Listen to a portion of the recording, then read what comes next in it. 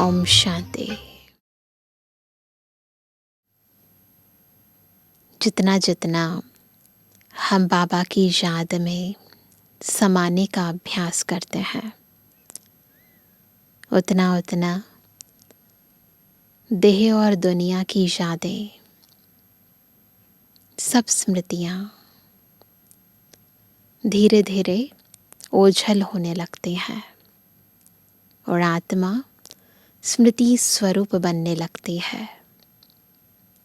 सब कुछ जो पुराना है, पराया है, हमारा नहीं है, पर गलती से हमने अपना बना लिया था, अमानत में खयानत कर ली थी, वो सब जो असत्य है वो स्पष्ट नजर आने लगता है और हम सत बाबा की याद में, सच्ची प्राप्तियों में अपना समय, संकल्प, श्वास सफल करने लगते हैं। तो ईश्वरीय याद हमारे मन बुद्धि के कपाट खोल देती है, हमें सही और गलत का अंतर बताकर सही राह पर, ऊंची राह पर आगे से आगे लेकर जाती है। तो आज की मुरली में भी कैसे हम इस देह और दुनिया को छोड़ें और एक बाप के बन जाएं, उस पर बाबा ने बहुत अच्छी समझानी दी है। आज है 20 अक्टूबर 2023। बाबा के मधुर महावाक्य हैं, मीठे बच्चे देह सहित सब कुछ भूल। प्रैक्टिस करते जाएं साथ साथ। देह सहित सब कुछ भूल, एक बाप को याद करो, तब कहेंगे मातेले बच्चे। मातेले बच्चों की डेफिनेशन, देह सहित सब कुछ भूल, एक बाबा को याद करना। इस पुरानी दुनिया से अब तुम्हारी बुद्धि हट जानी चाहिए। पुरानी है दुनिया तो हट जानी चाहिए। प्रश्न है, बाप का ज्ञान किन बच्चों की बुद्धि में सहज ही बैठ जाता है? ज्ञान तो है सुनना और एक है बैठना। तो किन बच्चों की बुद्धि में सहज बैठ जाता है? उत्तर है जो गरीब बच्चे हैं। नंबर 1, जो गरीब बच्चे हैं। दूसरा, जिनका मोह नष्ट है। और तीसरा, विशाल बुद्धि है। उनकी बुद्धि में सारा ज्ञान सहज बैठ जाता है। गरीब, नष्टो मोहा, विशाल बुद्धि। बाकी जिनकी बुद्धि में रहता हमारा धन, हमारा पति, वह ज्ञान को धारण कर ऊंच पद नहीं पा सकते। बाप का बनने के बाद भी लौकिक संबंधों को याद करना माना कच्ची सगाई है। उन्हें सौतेला कहा जाता है। आज का गीत है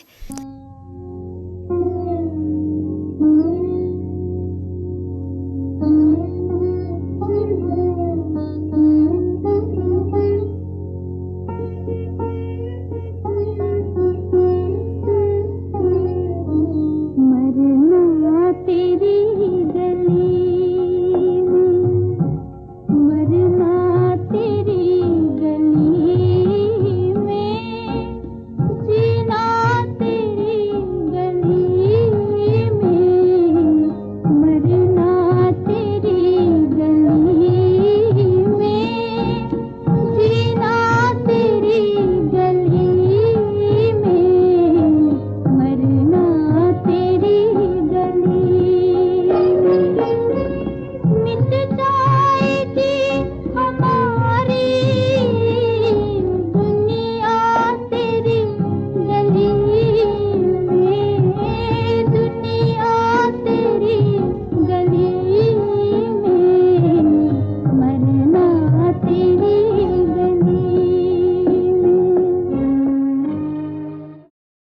ओम शांति। मीठे मीठे बच्चों ने गीत का अर्थ तो आपे ही समझा होगा। है तो दुनियावी गीत, परंतु इसका अर्थ हम ईश्वरीय दृष्टिकोण से जब देखते हैं तो बेहद का लगा देते हैं। अब जीते जी आकर के बाप का बनना है और पुरानी दुनिया जिसको रौरव नर्क कहा जाता है उनको भूलना भी है और छोड़ना भी है ही। भूलना भी है और छोड़ना भी है। रौरव नर्क को भूल फिर स्वर्ग को याद करना है। अपने को आत्मा समझ अपने बाप को याद करना है। पुरानी दुनिया बुद्धि से हट जानी चाहिए। उनके लिए पुरुषार्थ चाहिए। पुरानी दुनिया बुद्धि से हट जाए, उसके लिए पुरुषार्थ चाहिए। यह है जन्म जन्मांतर का कर्म बंधन। एक जन्म का नहीं, बुद्धि से हटाना इतना सहज नहीं है। क्यों? क्योंकि जन्म जन्मांतर के कर्म का बंधन है। तो बाबा कहते हैं कि कितने पाप जन्म जन्मांतर का कर्म बंधन है, कितने पाप किस किस के साथ किए हैं वह सब जन्म ले भोगने पड़ते हैं। तो इस कर्म बंधन की दुनिया को भूल जाना है। इतना सहज है। यह चीची दुनिया है। बाबा वैराग्य दिलाते हैं। पतित शरीर है ना, इससे मोह मिटाना है। गरीबों का मोह सहज मिट जाता है तो होता ही थोड़ा है, तो मिटाने में टाइम नहीं लगता। साहूकारों का मुश्किल मिटता है। इतना सब फैलाव है तो फिर इतने सारे फैलाव को भूल जाना बिल्कुल कोई इजी थोड़ी ना है। वह समझते हैं हम स्वर्ग में सुखी बैठे हैं, गरीब दुखी हैं। यूं तो सारा भारत गरीब है, फिर उनमें भी जो गरीब हैं वह झट उठाते हैं। एक तो है इन टोटल, और फिर इन पर्टिकुलर जो गरीब हैं वो जल्दी उठाते हैं। उन्हों के लिए ही बाप आते हैं। गरीबों को जास्ती वर्षा मिलता है। सब सेंटर्स में देखो, साहूकार कोई मुश्किल ठहर सकते हैं। स्त्रियां भी गरीब घरों की ही आती हैं। धनवान को तो पति से सुख मिलता है, इसलिए उनसे बुद्धि योग टूट नहीं सकता। जिनको कलयुग के अंदर बहुत वैभव है, आराम है, वो फिर बाबा का ज्ञान उठा नहीं सकते हैं, याद ठहर नहीं सकते हैं। तो बाबा कहते हैं इसलिए उनसे बुद्धि योग टूट नहीं सकता। गरीब ही अक्सर करके ज्ञान लेते हैं।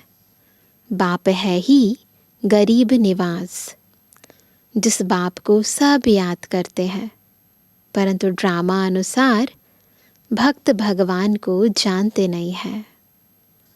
भगवान तो है ही भक्तों का रक्षक, भक्ति का फल देने वाला, सद्गतिदाता एक बाप है। तुम बच्चे बाप द्वारा अभी ज्ञान की बातें सुन रहे हो। यह ज्ञान उन्हीं बच्चों की बुद्धि में बैठता है जिनकी बुद्धि विशाल है, मोह नष्ट है। तो याद रखना क्या क्या क्राइटेरिया है। जो बच्चे गरीब हैं, मोह नष्ट है, विशाल बुद्धि है, उनकी बुद्धि में ये ज्ञान बैठता है। जिनकी बुद्धि में रहता है कि हमारा पति, हमारा धन आदि है, वह ऊंच पद पा नहीं सकते। तो चेक करना सारे दिन में बार बार बुद्धि में क्या है, कौन है। पद वह पाते हैं जो रचता और रचना का परिचय देते हैं। बाप को पहचानने बगैर वर्षा कैसे मिले? साजन को सिर्फ साजन कहने से फायदा नहीं हो सकता है। जाने पहचाने बगैर साजन से सगाई कैसे हो सकती है? आजकल तो दुनिया में बिल्कुल नहीं करता कोई। कन्या की सगाई होती है तो उनको चित्र आदि दिखाते हैं। ये पुराने ज़माने की बातें हैं, पहले चित्र दिखाते थे। अभी तो जब तक प्रैक्टिकल ना मिले तब तक तो करा ही नहीं पाते हैं। तो बाबा कहते हैं फलाने का बच्चा है, यह ऑक्यूपेशन है।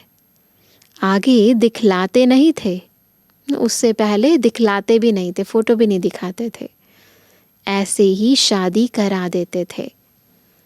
तो भी उनका ऑक्यूपेशन तो बताते हैं ना, कुछ तो बताते हैं ना।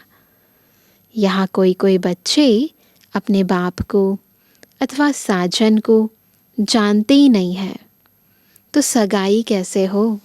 पापा के साथ हमारा संबंध पक्की तरह कैसे जुटे? नंबरवार है। कईयों की कच्ची सगाई है। किन की है कच्ची सगाई? पारलौकिक साजन को याद नहीं करते। तो क्या कहेंगे? पक्की सगाई तो नहीं कहेंगे ना। लौकिक साजन को, लौकिक संबंधियों आदि को याद करते रहते तो गोया कच्ची सगाई है। अभी भी दुनियावी बातें, दुनियावी लोग याद आ रहे हैं, इसका मतलब सगाई पक्की नहीं है। उनको सौतेले बच्चे कहा जाता है। पक्के को मातेले बच्चे कहा जाता है। मातेले बच्चे बहुत थोड़े हैं, जिनको बाबा के सिवाय और कोई भी याद ना आए, ऐसे बच्चे बहुत थोड़े हैं। भट्ठी में इतने पड़े, उनमें से कितने कच्चे निकल पड़े। अपने साजन को पहचानते ही नहीं।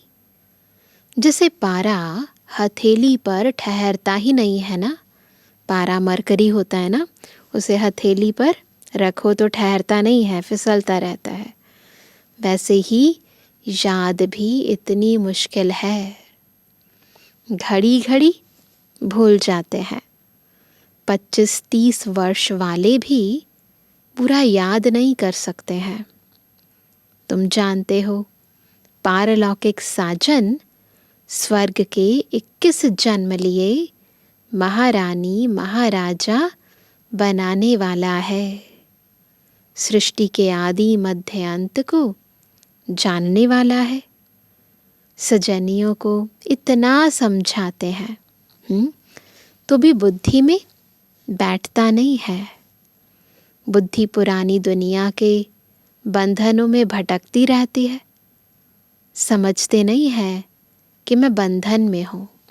कोई समझता है? जो दुनियावी बहुत सारे रिश्तेदार नातों कर्मों में बिजी है, उसे कहो ये बंधन है, तो कोई समझता है? नहीं।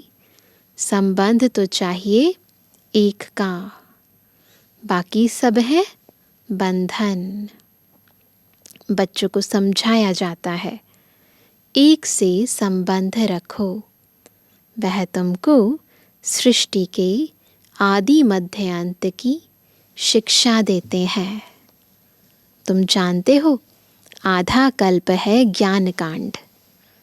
जैसे रामायण में अलग अलग कांड होते हैं ना, ऐसे बाबा कहते हैं आधा कल्प है ज्ञान कांड, आधा कल्प है भक्ति कांड। ज्ञान कांड में तो 21 जन्मों का वर्षा मिलता है। ये डिफरेंट एपिसोड्स हैं। तो ज्ञान कांड में क्या होता है? 21 जन्मों का वर्षा मिलता है। वहाँ है सतो प्रधान, फिर सतो प्रधान से चक्र फिराएंगे नीचे सतों में, फिर सतों से गिरकर रजों में आना है। जब सतो पूरा होता, जब सतो पूरा होता, सतो प्रधान फिर सतो पूरा होता, तो ज्ञान कांड पूरा हो जाता है। ज्ञान की प्रारब्ध पूरी हो जाती है। द्वापर से भक्ति शुरू होती है। वह भी पहले सतो प्रधान भक्ति होती है। फिर भक्ति भी सतो रजो तमो में आती है। इस दुनिया का ये रोल है, हर चीज़ नए से पुरानी होती है। व्यभिचारी होने से भक्ति फिर गिरती जाती है। जब व्यभिचारी हो जाती है ना, सबकी भक्ति करने लगते हैं, तो फिर भक्ति गिरती जाती है। अब यह जानना और किसको समझाना तो बहुत सहज है। तुम बच्चों को रौरव नर्क से संबंध तोड़ एक से रखना चाहिए। रौरव नर्क से संबंध तोड़ो और सारे संबंध एक बाबा से जोड़ो। एक बाप से संबंध रखने की प्रैक्टिस करो। क्या प्रैक्टिस करनी है? बाबा ही मेरी माँ भी है, मेरे पिताजी भी हैं, मेरे बंधु, मेरे सखा, मेरे स्वामी, मेरे सतगुरु, साजन, शिक्षक, सब कुछ है। तो एक के साथ सब संबंध रखना, ये प्रैक्टिस ज़रूर करनी है। तो बाबा कहते हैं, बाप को याद करने से ही विकर्म विनाश होंगे। गरीब अच्छी मेहनत करते हैं तो बलिहारी गरीबों की है, तो बाबा उन पर बलि चढ़ जाते हैं। बाप भी गरीबों पर बलिहार जाते हैं, अपना सब कुछ ऐसी आत्माओं को दे देते हैं जो आत्माएं गरीब निवाज हैं। अपना सब कुछ बाबा को दे देती हैं। शुरुआत में कितने गोप थे, कितनी माताएं थी, कितने खत्म हो गए, बाकी थोड़े रहे हैं। स्टार्टिंग से ही ये पतझड़ शुरू होता है।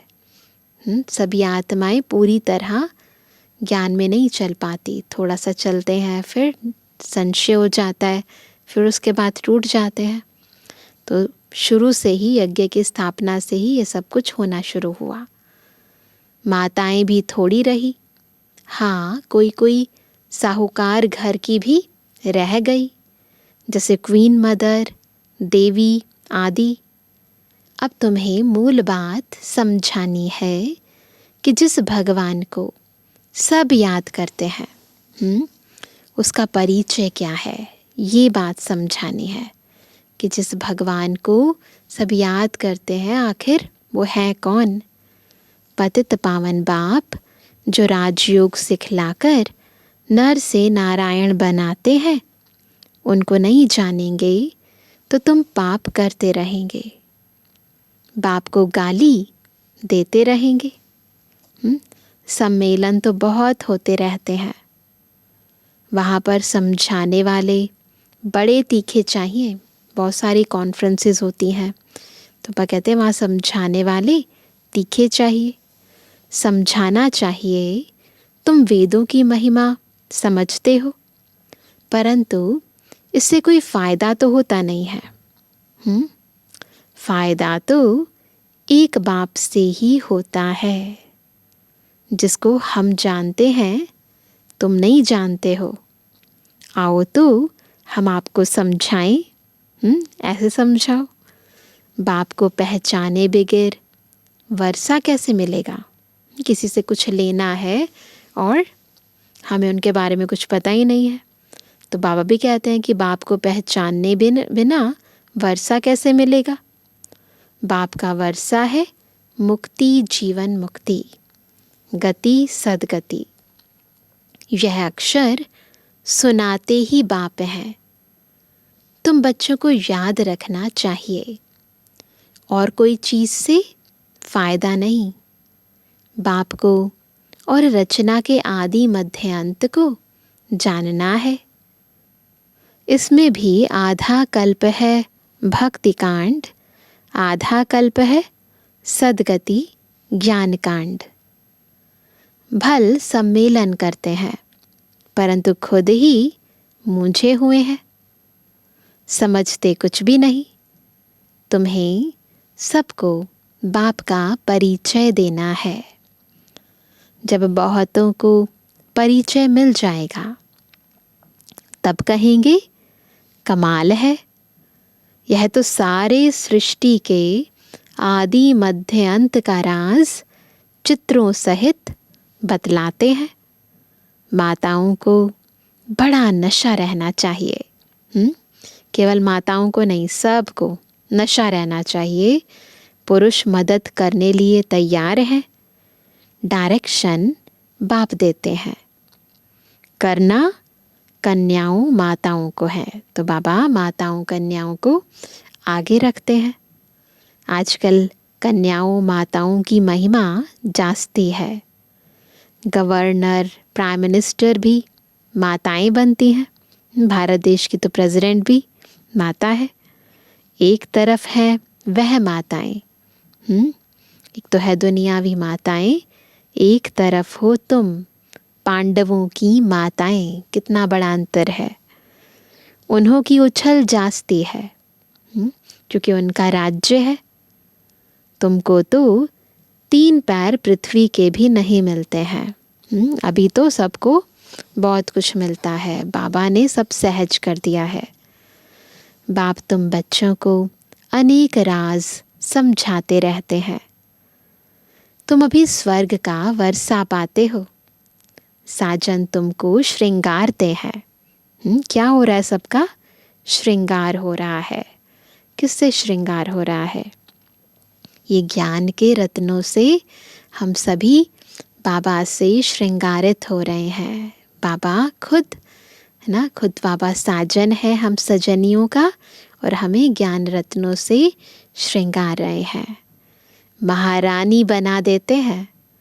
ऐसे साजन से बुद्धि योग ना रखना, यह तो बड़ी भारी भूल है ना। ऐसा साजन जो इतना श्रृंगारित करे, उससे ही बुद्धि योग ना रखे, ये तो बहुत बड़ी भूल है।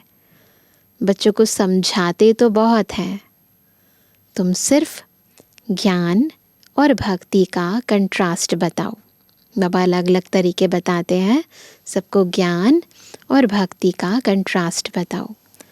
भारत में ही गाया हुआ है, दुख में सिमरण सब करें, सुख में करे ना कोई। सुख में क्यों याद करेंगे? क्या ज़रूरत है? दुख में किस लिए याद करते हैं? सुख मिले। फिर सुख में किस लिए याद करेंगे? दरकार ही नहीं है। तो बाबा कहते हैं सुख में क्यों याद करेंगे? अभी वह नई दुनिया स्थापन हो रही है, परंतु सुख का वर्षा भी पूरा लेना चाहिए, अधूरा नहीं। माता पिता जानते हैं हर एक कितना लायक है। मौत जब नज़दीक आएगी तो बताएंगे तुमने पुरुषार्थ पूरा नहीं किया है, तब तुम्हारा ऐसा हाल हुआ है। इससे पहले कि बाबा हमें बताए, हमें पूरा पूरा पुरुषार्थ कर लेना है। वह भी बताएंगे तुम किस किस्म की प्रजा में जाएंगे, किस किस्म के नौकर चाकर बनेंगे, सब बताएंगे। अच्छा, कई बच्चे समझते हैं आज हमने मुरली बहुत अच्छी चलाई, परंतु नहीं, यह तो शिव बाबा आकर मदद करते हैं। अनुभव है सबको। अपना अहंकार नहीं होना चाहिए। कुछ भी हम कर रहे हैं, इनफैक्ट हमारा पूरा जीवन बाबा को अर्पित है, तो बाबा ही इन ऑर्गन्स के द्वारा, सूक्ष्म और स्थूल कर्म इंद्रियों के द्वारा हर कर्म कराता है। तो जो भी सर्विस में उपलब्धि हो, जो कोई भी कर्म करे, सब किया और बाबा को सौंप दिया। तो इसलिए बाबा बता रहे हैं अपना अहंकार नहीं होना चाहिए। तुमको तो बाप सिखलाते हैं जो तुम सुनाते हो। बाप ना होता तो तुम्हारी मुरली काहे की? बाबा ही नहीं होता तो मुरली काहे की? मुरलीधर के बच्चों को मुरलीधर बनना चाहिए, नहीं तो ऊंच पद पा नहीं सकेंगे। भल कुछ ना कुछ फ़ायदा हो जाता है। कोई सेंटर खोलते हैं तो बहुत आशीर्वाद मिलती है। कोई सेंटर खोलते हैं, इतनी आत्माएं आती हैं, उनकी दुआएं मिलती हैं। इतना समय पढ़ाई की है तो आप ही सर्विस कर सेंटर जमाना चाहिए। खुद सीखते हैं तो क्या औरों को नहीं सिखला सकते? दूसरों से सपोर्ट मांगे, उससे बेहतर है खुद अच्छी तरह सीख कर दूसरों को सिखाएं। ब्रह्मा कुमारी की मांगनी करते हैं तो बाबा समझ जाते हैं शायद खुद में इतना ज्ञान नहीं है। खुद में ज्ञान हो तो खुद ही कहें कि हम ही संभालेंगे, हम ही ज्ञान सुनाएंगे। बाकी यहाँ आकर क्या करते हैं? बाबा कहते हैं, बाबा तो समझाते हैं, बादल आए रिफ्रेश होकर जाएं, वर्षा बरसाएं। बाबा कहते इसलिए आते हो ना यहाँ पर, मधुबन में आते हैं, बादल आते हैं, पूरा भरपूर होकर जाते हैं, फिर वहाँ जाकर वर्षा बरसाते हैं। नहीं तो पद कैसे पाएंगे? सेवा नहीं करेंगे तो पद कैसे पाएंगे? मम्मा बाबा कहते हो तो गद्दी पकड़कर दिखाओ। यह भी कोई को अहंकार नहीं आना चाहिए कि हमने दिया। क्या देते हैं? क्या लाए थे हम? सब कुछ यहाँ आकर हमने पाया। और ये भी कहते हैं बाबा ने दिया, ईश्वर ने दिया, तो उसी का कार्य, उसी की चीज़, उसी की सेवा में लगाना। तो बाबा कहते कि ऐसे कैसे मन में आ गया कि हमने दिया? तुम कुछ भी ना दो, बाबा तुमको कौड़ी के बदले हीरा देने से भी छूट जाएगा। अच्छी बात है, नहीं दो तो बाबा भी छूट जाएगा। अच्छा, मीठे मीठे सिकिलदे बच्चों प्रति माता पिता बाप दादा का याद प्यार और गुड मॉर्निंग। रूहानी बाप की रूहानी बच्चों को नमस्ते। रूहानी बच्चों की रूहानी बाप दादा को गुड मॉर्निंग, नमस्ते नमस्ते नमस्ते। धारणा के लिए मुख्य सार। पहला, एक के साथ सर्व संबंध रख। आज मुख्य पॉइंट, एक बाबा के साथ सारे संबंध रख। बुद्धि योग अनेक बंधनों से निकाल लेना है। बाबा ही हमारा सब कुछ है। एक के साथ पक्की सगाई करनी है, कच्ची नहीं करनी है। बुद्धि योग भटकाना नहीं है, चेक करना कच्ची है या पक्की है। बुद्धि योग जाता है तो कच्ची है, नहीं जाता तो पक्की है। दूसरा, बाप समान मुरलीधर बनना है। मैंने अच्छी मुरली चलाई, इस अहंकार में नहीं आना है। बादल भरकर वर्षा करनी है। पढ़ाई की है तो सेंटर जमाना है। वरदान है, बाप को सामने रख। ईर्ष्या रूपी पाप से बचने वाले विशेष आत्मा भव। कैसे बनेंगे विशेष आत्मा? क्यों नहीं बन पाते विशेष आत्मा? जब ईर्ष्या करते हैं, कंपैरिजन करते हैं, है ना, तो विशेष नहीं बन पाते हैं, साधारण रह जाते हैं। इसलिए बाबा कहते हैं बाप को सामने रख। ईर्ष्या रूपी पाप से जब बचेंगे तब विशेष बनेंगे। ब्राह्मण आत्माओं में हम शरीक होने के कारण ईर्ष्या उत्पन्न होती है। ईर्ष्या के कारण संस्कारों का टक्कर होता है। लेकिन इसमें विशेष सोचो कि यदि हम शरीक किसी विशेष कार्य के निमित्त बना है, तो उनको निमित्त बनाने वाला कौन?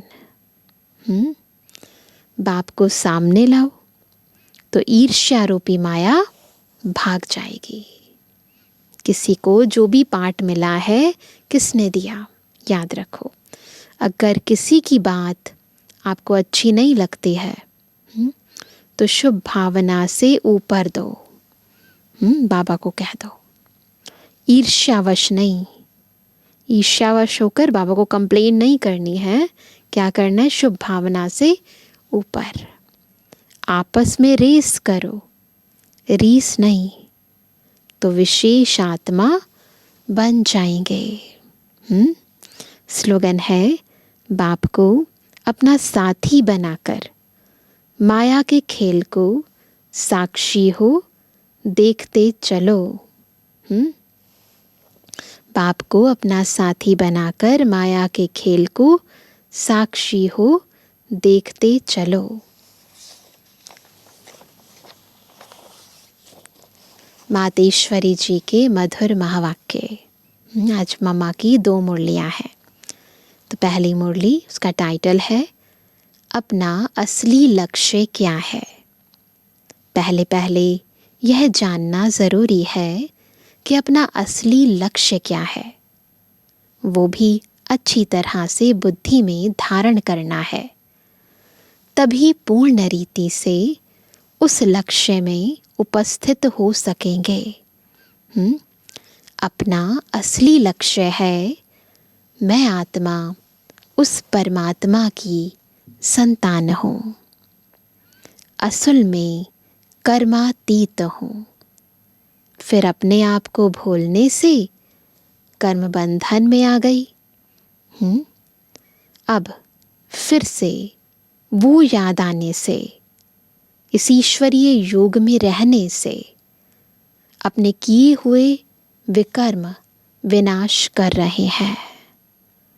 तो अपना लक्ष्य हुआ मैं आत्मा परमात्मा की संतान हूँ। जैसी पहले थी दोबारा वैसा मुझे बनना है। बाकी कोई अपने को हमसो देवता समझ उस लक्ष्य में स्थित रहेंगे तो फिर जो परमात्मा की शक्ति है वो मिल नहीं सकेगी, और ना फिर तुम्हारे विकर्म विनाश होंगे। अब यह तो अपने को फुल ज्ञान है, मैं आत्मा परमात्मा की संतान कर्मातीत हो भविष्य में जाकर जीवन मुक्त देवी देवता पद पाएंगे। इस लक्ष्य में रहने से वह ताकत मिल जाती है, पक्का लक्ष्य। मैं कौन, मेरा कौन। अब यह जो मनुष्य चाहते हैं, हमको सुख, शांति, पवित्रता चाहिए, वो भी जब पूर्ण योग होगा तब ही प्राप्ति होगी। बाकी देवता पद तो अपनी भविष्य प्रारब्ध है, अभी की नहीं है। अपना पुरुषार्थ अलग है और अपनी प्रारब्ध भी अलग है, तो यह लक्ष्य भी अलग है। अपने को इस लक्ष्य में नहीं रखना है, इस लक्ष्य में नहीं रहना है कि मैं पवित्र आत्मा आखिरीन परमात्मा बन जाऊंगी। दुनिया में यही चाहते हैं, आत्मा परमात्मा में लीन हो जाएगी, आत्मा परमात्मा में समा जाएगी। तो बाबा कहते ये लक्ष्य नहीं रखना कि मैं पवित्र आत्मा आखिरीन परमात्मा बन जाऊंगी, नहीं, परंतु हमको परमात्मा के साथ योग लगाए पवित्र आत्मा बनना है। बाकी आत्मा को कोई परमात्मा नहीं बनना है। आत्मा परमात्मा को याद करके पवित्र बन जाएगी। दूसरी मुरली, इस अविनाशी ज्ञान पर अनेक नाम रखे हुए हैं। इस अविनाशी ईश्वरीय ज्ञान पर अनेक नाम धरे गए हैं, यानी रखे गए हैं। कोई इस ज्ञान को अमृत भी कहते हैं, कोई ज्ञान को अंजन भी कहते हैं। गुरु नानक ने कहा ज्ञान अंजन गुरु दिया, फिर कहते ना अज्ञान अंधेर विनाश। कोई ने फिर ज्ञान वर्षा भी कहा है, क्योंकि इस ज्ञान से ही सारी सृष्टि सब्ज यानी हरी भरी बन जाती है। जो भी तमो प्रधान मनुष्य है वो सतयुगी मनुष्य बन जाते हैं। कैसे? इस ज्ञान से। और ज्ञान अंजन से अंधियारा मिट जाता है। इस ही ज्ञान को फिर अमृत भी कहते हैं, जिससे जो मनुष्य 5 विकारों की अग्नि में जल रहे हैं उससे ठंडे हो जाते हैं। देखो गीता में परमात्मा साफ कहता है कामेषु क्रोधेषु, उसमें भी पहला मुख्य है काम, जो ही 5 विकारों में मुख्य बीज है। बीज होने से फिर क्रोध, लोभ, मोह, अहंकार आदि झाड़ पैदा होता है। उससे मनुष्यों की बुद्धि भ्रष्ट हो जाती है। अब उस ही बुद्धि में ज्ञान की धारणा होती है। जब ज्ञान की धारणा पूर्ण बुद्धि में हो जाती है, तभी विकारों का बीज खत्म हो जाता है। लोग तो सिर्फ ऐसे ही कहते हैं कि मर्यादा में रहो, परंतु असल मर्यादा कौन सी थी? वो मर्यादा तो आजकल टूट गई है। कौन सी है वो मर्यादा? पवित्रता की मर्यादा। कहाँ वो सतयुगी, त्रेता युगी देवी देवताओं की मर्यादा, जो गृहस्थ में रहकर कैसे निर्विकारी प्रवृत्ति में रहते थे। अब वो सच्ची मर्यादा कहाँ है? कहाँ है? आजकल तो उल्टी विकारी मर्यादा पालन कर रहे हैं। एक दो को ऐसे ही सिखलाते हैं कि मर्यादा में चलो। मनुष्य का पहला क्या फर्ज है वो तो कोई नहीं जानता। बस इतना ही प्रचार करते हैं कि मर्यादा में रहो, बस इतना ही कहते हैं, मगर इतना भी नहीं जानते कि मनुष्य की पहली मर्यादा कौन सी है। कौन सी है पहली मर्यादा? सब कहते हैं ना मर्यादा पुरुषोत्तम बनना है, तो पहली मर्यादा कौन सी है? पवित्र बनना, निर्विकारी बनना। तो बाबा कहते हैं मनुष्य की पहली मर्यादा है निर्विकारी बनना। अगर कोई से ऐसा पूछा जाए, तुम इस मर्यादा में रहते हो, निर्विकारी पने की मर्यादा में रहते हो, तो कह देते हैं, क्या कहते हैं? आजकल इस कलयुगी सृष्टि में निर्विकारी होने की हिम्मत नहीं है। अब मुख से कहना कि मर्यादा में रहो, निर्विकारी बनो, इससे तो कोई निर्विकारी बन नहीं सकता। केवल मुख से बोलने की बात नहीं है, प्रैक्टिकली निर्विकारी बनना है। निर्विकारी बनने के लिए पहले इस ज्ञान तलवार से इन 5 विकारों के बीज को खत्म करना है, तब ही विकर्म भस्म हो सकेंगे। अच्छा, ओम शांति। तो आज सभी क्या होमवर्क करेंगे? बाबा ने आज मुख्य बार बार कहा कि मेरे से सब संबंध जोड़ो। तो सुबह से लेकर रात्रि तक हम अनेक मनुष्य आत्माओं के संबंध में आते हैं, परंतु आज हम सारा दिन बाबा के साथ रहेंगे, अलग अलग रूपों में, अलग अलग काम में। बाबा को अलग अलग रूप से बुला लेना। उठो तो माँ बना लेना, फिर कोई काम हो तो पिता बना लेना, फिर कोई बात शेयर करनी हो तो बंधु सखा बना लेना, फिर कोई एडवाइस चाहिए हो तो शिक्षक बना लेना, फिर वरदान चाहिए हो तो गुरु बना लेना। तो जो जैसी परिस्थिति हो वैसा बाबा को अपना संबंधी बना लो और रात्रि तक बाबा के साथ रहो। तो ऐसे सर्व संबंधों का सुख लेने का आज पूरा दिन हम सभी अभ्यास करेंगे। ओम शांति।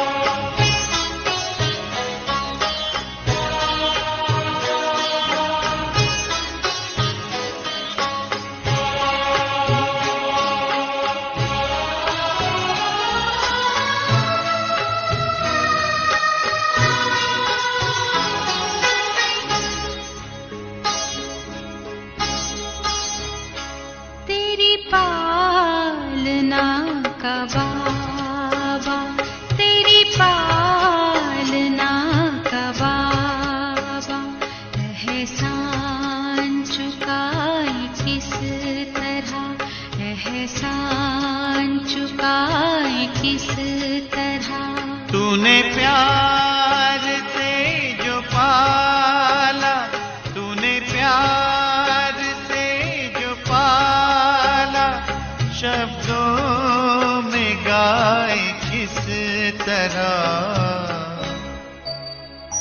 तेरी पालना का बाबा, तेरी पालना का बाबा।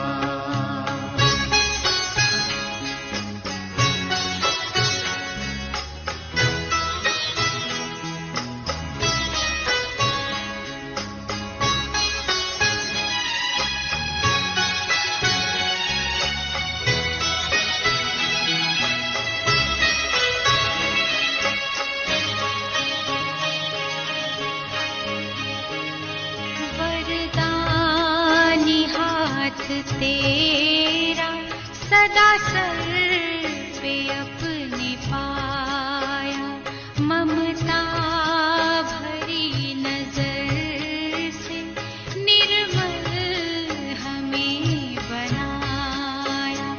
गुणों से तूने सजाया, गुणों से तूने सजाया, उसको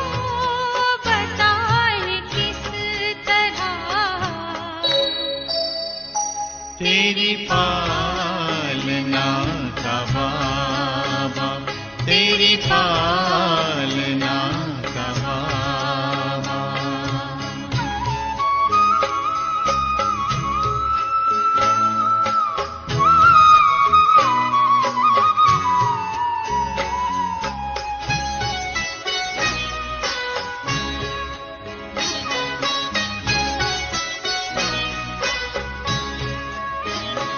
संकल्प सांस तुमने बच्चों पे है लुटाए, उपमा तुम्हारी बाबा हम तो कहीं न पाए।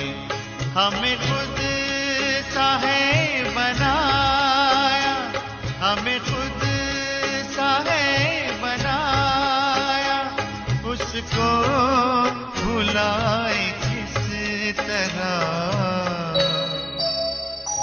तेरी पालना का बाबा, तेरी पालना